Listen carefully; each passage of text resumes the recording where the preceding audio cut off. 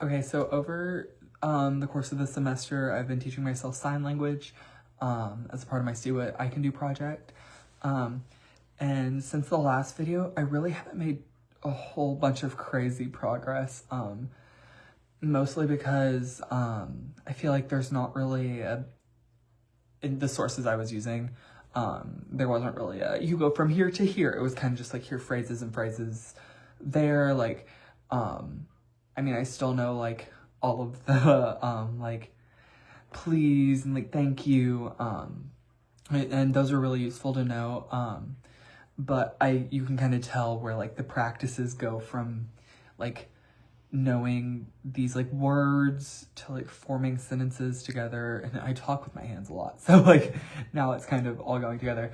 But you know, I know like father and mother, like child, there are all these like words that are very discrete movements, rather than like continuous where you're like, still going.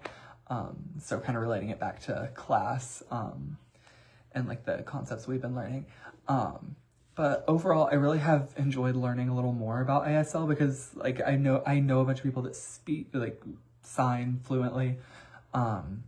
And I just think it's like a cool skill to have, and it's like a speaking type of thing, but it's also, you're not using any words and some motor movements. So you're kind of using a different pathway of learning than you would say learning like Spanish or French.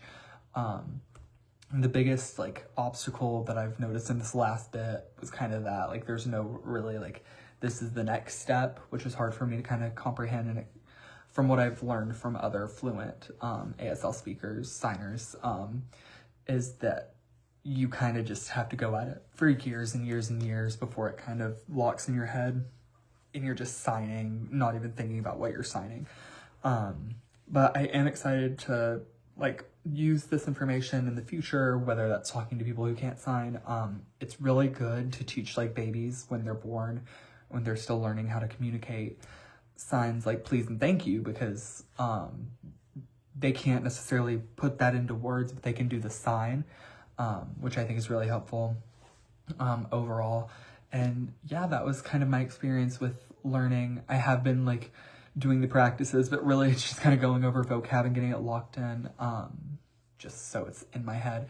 But yeah, it's been a fun project, and I'm excited to see like how I can use this skill in the future and like apply it to career life, family life, friends life, all the things.